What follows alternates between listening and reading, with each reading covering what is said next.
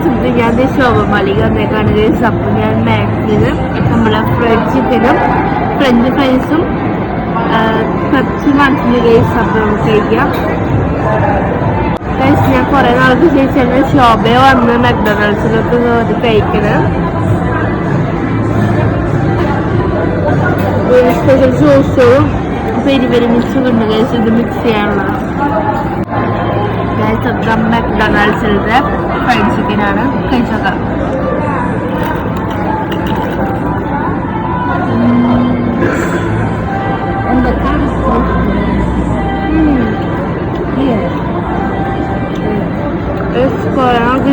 നല്ല ടേസ്റ്റ് ഉണ്ട്, നല്ല ഇതുണ്ട്.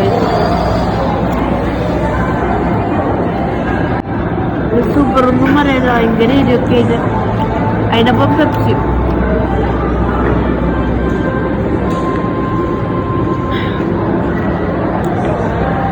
നമുക്ക് കഴിച്ചെന്താണ്